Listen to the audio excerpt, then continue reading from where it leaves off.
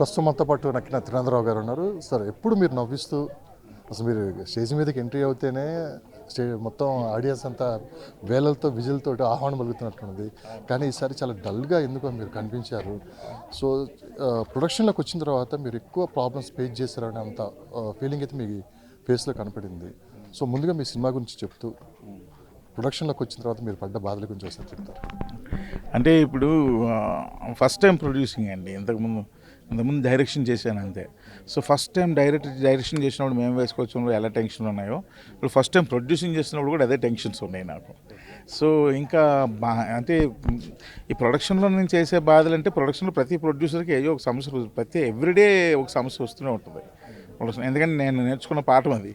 ఈ సినిమాకి అంతా నేను దగ్గరుండి కావాలని నేర్చుకున్నాను, ఇన్వాల్వ్ అయ్యి ప్రొడక్షన్లో. ఇన్ని సమస్యలు ఉన్నాయి ఆ ప్రొడ్యూసర్లకి, అయినా సరే వాళ్ళు షూటింగ్కి రెడీ చేసి పెడతారు, మనం యాక్షన్ కట్ చెప్తాం అని విపరీతమైన రెస్పెక్ట్ పెరిగిపోయింది ప్రొడ్యూసర్స్ మీద. సో కాబట్టి అందరూ ప్రొడ్యూసర్లు పడుతున్న బాధలే, ఇవేమి కొత్తగా బాధలేమి కాదు.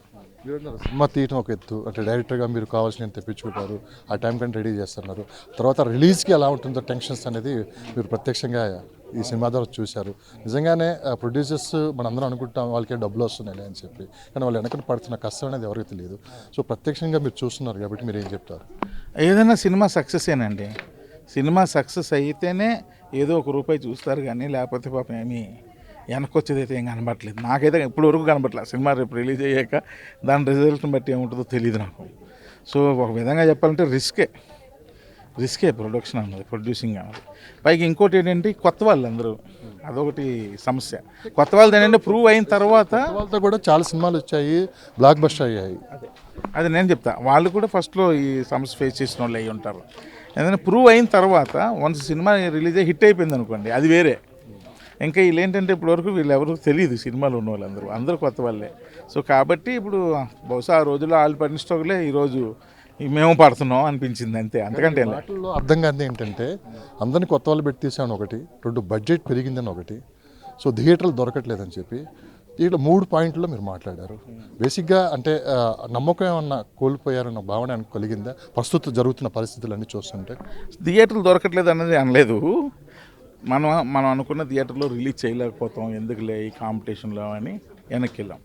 బడ్జెట్ అన్నది మేము ఒక బడ్జెట్ అనుకున్నాం, బట్ ఏంటంటే సినిమా జరుగుతున్న ప్రాసెస్లో అవుట్పుట్ని చూసి బాగుంటుందని కొంచెం ఒక 10% బడ్జెట్ అయితే పెరిగింది. అది వాంటెడ్లీ మేము అనుకొని పెంచిందే, అది అవుట్పుట్ కోసం అంతే, అంతకంటే ఏం లేదు. అంతకంటే డైరెక్టర్గా కన్నా ప్రొడ్యూసర్గా ఎక్కువ ప్రశ్నలు మీ మీద ఈరోజు పడ్డాయి. ప్రెజర్ ఎక్కువ ఉంది, క్వశ్చన్స్ కూడా ఎక్కువ అడిగారు మిమ్మల్ని. అవును, ఎక్కువ అడిగారు అఫ్కోర్స్. అంటే నాకు ఇప్పుడు ఏమనిపించింది అంటే, సో ఏదైనా ప్రొడ్యూసర్కి వచ్చే రెస్పెక్ట్ వేరే అనిపించిందండి. ఆయన పడ్డ కష్టానికి ఇచ్చే రెస్పెక్ట్ ఈరోజు నేను చూశాను ఇక్కడ.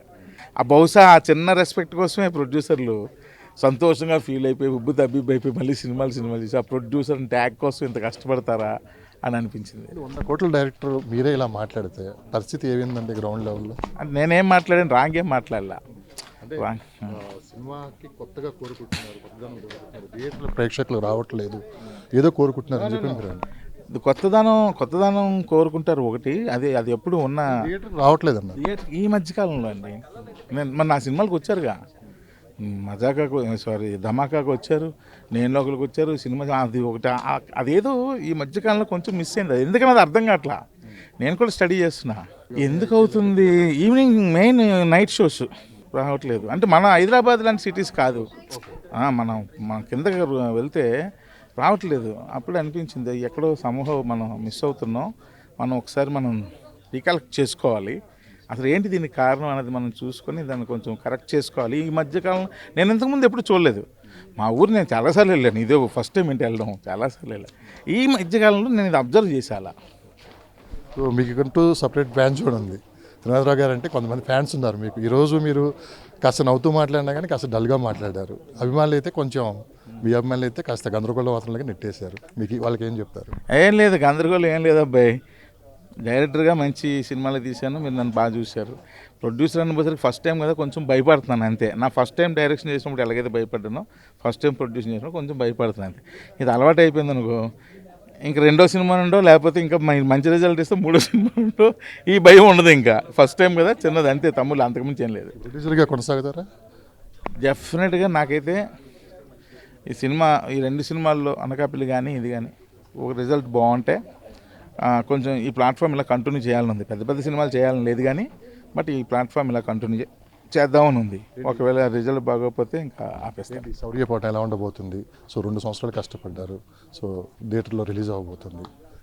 ఇది ఏంటంటే సార్, చౌరీపట్నం దానికి కష్టపడ్డా 2 సంవత్సరాలు పడ్డానికి కారణం ఏంటంటే సెట్స్ సార్.